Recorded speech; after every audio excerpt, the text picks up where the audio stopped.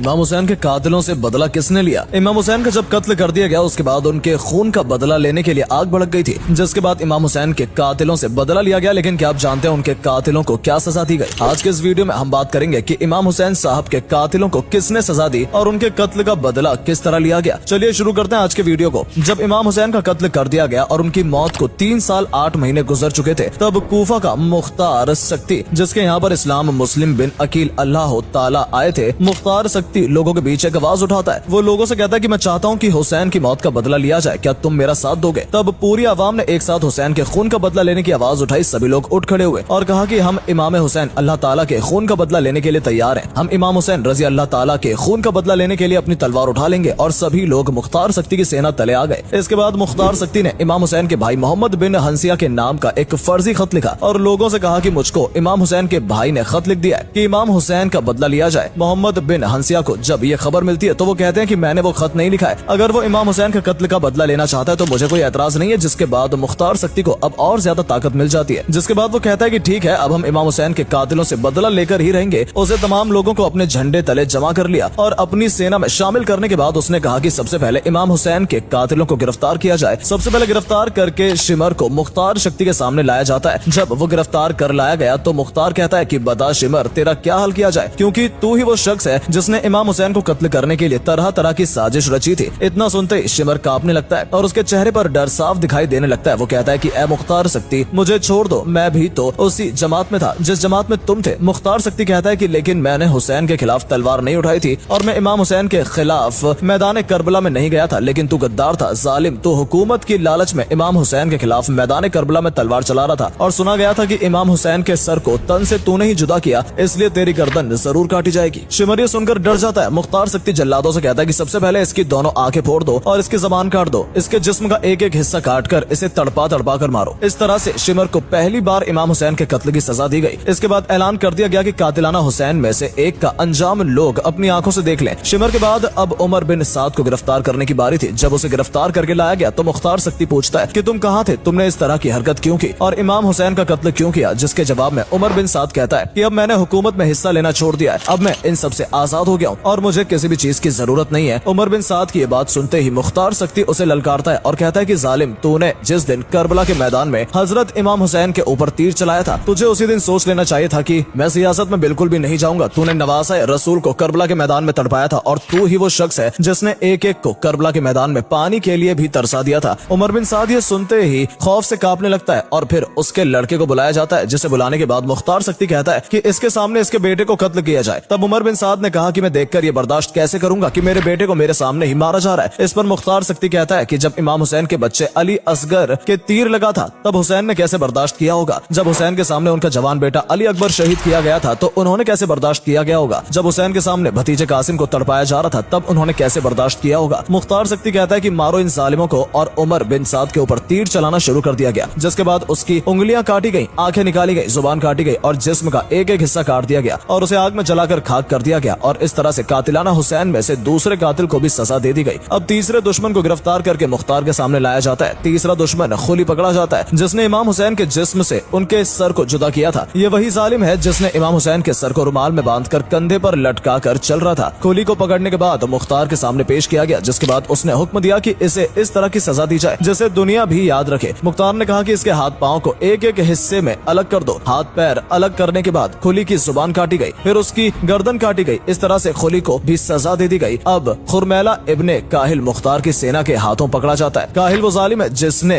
इमाम साहब के हलक में तीर मारा था। मुख्तार ने कहा कि इसके दोनों हाथों को बांध दो, इसके पैरों को भी बांध दो और इसके मुंह को ऊपर उठाओ और इसकी गर्दन में इतने तीर मारो कि तीरों से इसकी गर्दन छल्ली हो जाए और तीरों के जरिए इसकी गर्दन तन से जुदा हो जाए। इस तरह से खुरमैला इब्ने काहिल को तड़पा तड़पा कर मारा गया। इसके बाद इब्ने जियाद को पकड़ कर लाया जाता है। जब इसे पकड़ने के लिए मुख्तार की फौज जाती है तो इब्ने जियाद वहाँ से बचकर भाग जाता है, लेकिन वो ज्यादा दिन तक छुप नहीं पाता और इसे मुख्तार के सामने गिरफ्तार करके पेश किया जाता है। मुख्तार ने इब्ने जियाद से कहा कि इस दिन को याद करो जब तुमने अपनी सेना को इमाम हुसैन से लड़ने के लिए भेजा था। इब्ने जियाद मुख्तार से पूछता है कि तुम मेरे साथ क्या करोगे। इसके जवाब में मुख्तार कहता है कि मैं तुम्हें कत्ल करूंगा और इतनी बेरहमी से कत्ल करूंगा कि दुनिया याद रखेगी। इसके बाद इब्ने जियाद का कत्ल कर दिया गया। उसके जिस्म जियाद का सर उसी जगह पर रखा गया जहाँ हजरत इमाम साहब का मुबारक सर रखा गया था। इतनी देर में एक सांप आता है और उनके नथुने में घुस जाता है और मुंह मुंह से निकलता है और फिर मुंह से घुसकर नथुने से निकलता है और 3 मरतबा इसी तरह से करता है। उसके बाद वो सांप गायब हो जाता है। सांप के मुंह में घुसने और निकलने का मतलब है कि ये दिखाया जा रहा है कि इसके ऊपर कितना सख्त अजाब होगा कि इसके ऊपर सांप छोड़ा जा रहा है। इस